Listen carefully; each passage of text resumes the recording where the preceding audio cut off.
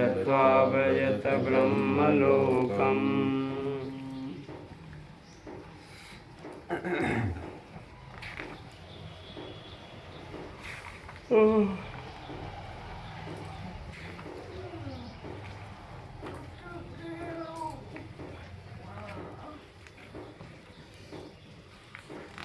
का हो गया बैठे बैठे। यजुर्वेद के पहले अध्याय का 5वां मंत्र है। ओम अग्ने व्रतपते व्रतम चरिष्यामि रक्षकेयं तन्मे राधेताम् इदमहमोनिता सत्यमुपैमि। ये व्रत ग्रहण करने के मंत्र हैं। और इसके सत्य ये थोड़ा सा परमेश्वर ऋषि है, देवता अग्नि और संग है आपके। उन्होंने आपके कॉल को होल्ड पर रखा है, कृपया लाइन पर बने रहिए। The person you are speaking. ओम अग्ने व्रतपते व्रतम चरिष्यामि रक्षकेयं तन्मे राधेताम् इदमहमोनिता सत्यमुपैमि। हे व्रतपते, व्रतों का पालन करने वाले अग्नि, अग्रनायक, जगदीश्वर, राजन व विष्णु। अग्नि का अर्थ यहाँ आगे ले जाने वाले ईश्वर, राजा और विद्वान, ये तीन अर्थ। मैं व्रतम चरिष्यामि, व्रत का अनुष्ठान करूँगा। तत् उस व्रत को सक्रियम पालन करने में समर्थ हूँ। तत् में वह मेरा व्रत राध्यताम सिद्ध हो। वह व्रत यह है कि अहम मैं इदम यह अनितात् अनित को छोड़कर सत्यम सत्य को भी प्राप्त होता हूँ।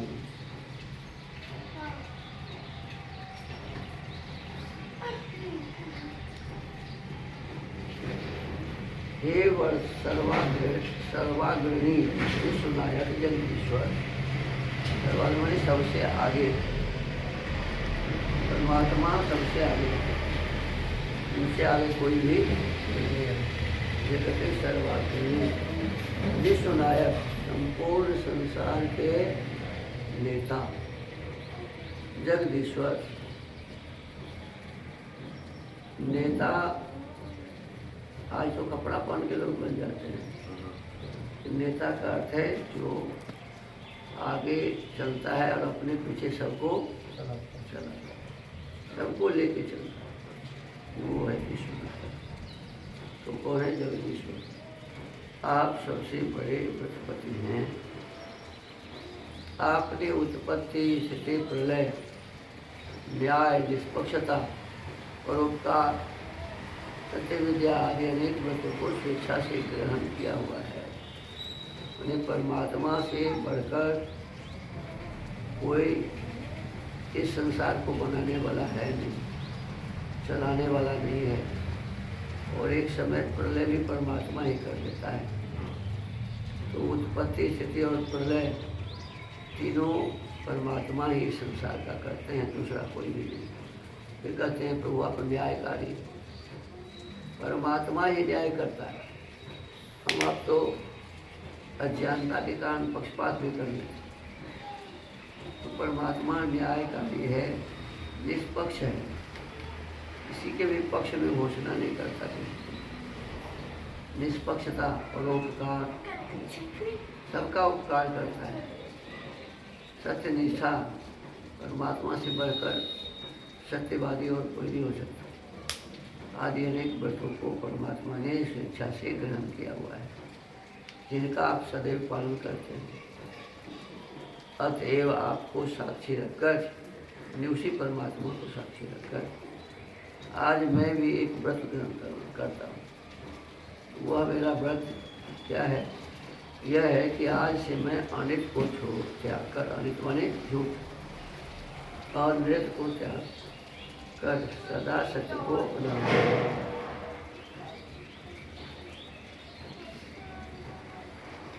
अब तक मैं अपने जीवन में अनेक अवसरों पर असत्य भाषण और सत्य आचरण करता रहा। कई बार प्रलोभनों में पड़कर मन, वाणी और कर्म से असत्य में लिप्त होता रहा, परंतु आज मैं आपके सम्मुख उस असत्य से मुंह मोड़ने की प्रतिज्ञा करता हूँ। मेरे गुरु ने मुझे सिखाया है कि सत्य के ग्रहण करने और असत्य के छोड़ने में सर्वदा उद्यत रहना चाहिए। मेरे गुरु अर्थात महर्षि दयानंद सरस्वती जी ने जो 10 नियम बनाए हैं उसमें एक यही है, सत्य के ग्रहण करने के लिए हमेशा तैयार रहना चाहिए और असत्य को छोड़ने के लिए सदा सर्वदा तैयार रहना चाहिए। आप ऐसी शक्ति दीजिए कि इस व्रत का मैं पालन कर सकूं, उन्हें सत्य को ग्रहण करने का और सत्य को त्यागने का के व्रत का पालन कर सकूं। यदि कभी मैं अपने व्रत को भूल कर सत्य से विमुख होने लगूं तो मेरे हृदय में बैठे हुए आप मुझे मेरा व्रत स्मरण कराकर होने वाले इस कलंक से मुझे बचा लीजिए। कभी मन में कोई गलत भाव बढ़े, असत्य की ओर प्रवृत्ति हो, तो परमात्मा से प्रार्थना है, प्रभु आप तो मेरे अंतःकरण में विराजमान है, आप कृपा करके मुझे उस पतन के रास्ते से बचा दीजिए। ऐसी कृपा कीजिए कि मैं अपने जीवन के अंत तक इस व्रत का पालन करता रहूं, कभी व्रत टूटे नहीं। और इस व्रत पालन से मिलने वाले सुमधुर फलों के आस्वादन से कृतकृत्य होता रहूं। व्रतपति जगदीश्वर के अतिरिक्त अन्य व्रतपतियों को भी मैं अपनी इस व्रत का साक्षी बनाता हूँ। यदि मैं अपने राष्ट्र का प्रतिनिधि होकर संयुक्त राष्ट्र संघ में गया हूँ तो उसके अध्यक्ष रूप व्रतपति के सम्मुख सदा सत्य का ही पक्ष देने की प्रतिज्ञा करता हूँ। यदि मैं राज्य परिषद का सदस्य या राज्य का कोई उच्च अधिकारी हूँ तो राष्ट्र नायक के समक्ष प्रण लेता हूँ कि मैं सदा सत्य का ही पक्ष पोषण करूँगा। यदि किसी सभा का सदस्य हूँ तो उसके सभापति के सम्मुख, यदि मैं किसी संस्था का कर्मचारी हूँ तो उस संस्था के अध्यक्ष के सम्मुख, यदि किसी विश्वविद्यालय या महाविद्यालय का शिक्षक या विद्यार्थी हूँ तो उसके कुलपति या प्राचार्य के सम्मुख, यदि मैं किसी संघ का सदस्य हूँ संघ चालक के सम्मुख, और जिस परिवार का मैं अंग हूँ उस परिवार के गृहपति के सम्मुख मैं सदा सत्य पर ही चलने का व्रत ग्रहण करता हूँ। इन सब के अतिरिक्त यज्ञाग्नि भी व्रतपति है, जो हमने अभी यज्ञ किया, ये यज्ञ की अग्नि भी व्रतपति है। तो उन्हें सृष्टि के आरंभ में जो व्रत उसके लिए निश्चित कर दिया था उसी व्रत का वह पालन कर अब तक वह आज तक पालन करता चला आया है। अतः प्रतिदिन प्रातः सायं अग्निहोत्र करते हुए उस व्रती अग्नि के सामने भी सत्य का व्रत लेता हूँ। उस व्रतपति अग्नि के ऊपर उठती हुई ज्वालाएँ नित्य मेरी अंतरात्मा में सत्य की ज्योति को जागृत करते हैं। सतपथ काल का कथन है, देव युजन सत्य के व्रत का ही आचरण करते हैं, इस कारण वो यशस्वी होते हैं। इसी प्रकार अन्य भी जो कोई सत्य भाषण सत्य का आचरण करता है वह यशस्वी होता है। वैसे भी देखिए अपने परिवार में हमारी क्या है, मान लीजिए परिवार में पति और पत्नी है तो पति को एक चल जाता है पता कि मेरी पत्नी तो मुझसे असत्य बोल रही, झूठ बोल रही, पत्नी के प्रति मने लगाव कम हो जाए। ऐसे पति यदि ऐसी पत्नी को ठगते रहते हैं, पत्नी को पता चल जाए कि मेरे पतिदेव मुझे बार बार मुझसे झूठ व्यवहार कर रहे हैं, तो पत्नी की भी उस प्रकार के भाव, सुंदर भाव पति के प्रति नहीं रहते। हमेशा शंका बना रहता है कि पता नहीं कब ये क्या कर दे। तो इसके लिए यदि एक दूसरे के प्रति श्रद्धा, स्नेह, सुश्रेष्ठ भाव यदि उत्पन्न करने की बात हो तो केवल सत्य व्यवहार से ही संभव है। दो पुत्र हमारे हैं, एक सत्य व्यवहार करता है और एक झूठ बोलता है, तो सत्य व्यवहार करने वालों के प्रति श्रद्धा बन जाती है और असत्य व्यवहार करने वाले पुत्र के प्रति भी अश्रद्धा बन जाती है। है ना। तो ये प्रैक्टिकली बात है, हमारे आपके जीवन की बातें हैं। अपने ऑफिस में हमें अपने कर्तव्य कर्म जहाँ हम करते हैं वहाँ भी यदि हम सत्य व्यवहार करते हैं तो हमारे ग्राहक भी हमसे स्नेह करते हैं। यदि हमारा व्यवहार सत्य वाला नहीं है तो ग्राहक भी समझ जाता है अरे झूठा है ना, इसके वाणी का कोई ठिकाना।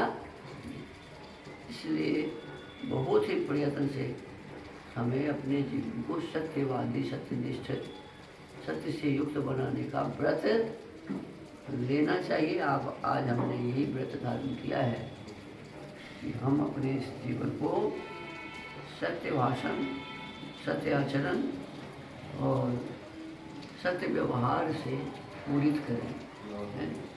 मनसा वाचा कर्म, सत्य से ही हम युक्त हैं। इस प्रकार नियम पूर्वक प्रतिदिन हमें इस वेद के एक मंत्र का स्वाध्याय जरूर करना, क्योंकि वेद का पढ़ना पढ़ाना परम धर्म का काम है।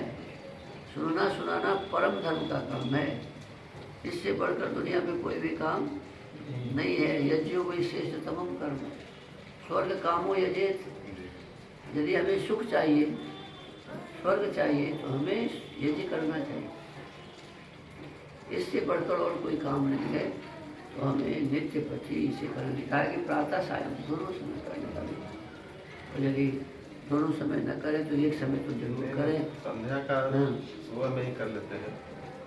संध्या और हवन ये कभी छोड़ने के कर्म नहीं है, ये सतत करनी कर्म है। सायकाल जो आहुति होता है ना, और नियम ऐसा भी है, लेकिन करें तो और अच्छा है ना। जैसे हम लोग गुरुकुल में हमारा एक कार्यक्रम होता है छपराड़ी जयनगर के पास, वहाँ नियमित दोनों समय यज्ञ होते हैं, दोनों समय वेद की कथा होती है, दोनों समय दक्षिणारी के पाठ होते हैं, त्याग प्रकाश की कथा होती है। क्योंकि बुराई बढ़ने का मूल कारण क्या है? अच्छाई करने से लोग हिचक रहे। तो अच्छाई जब हम नहीं करेंगे तो बुराई तो बढ़ेगा है।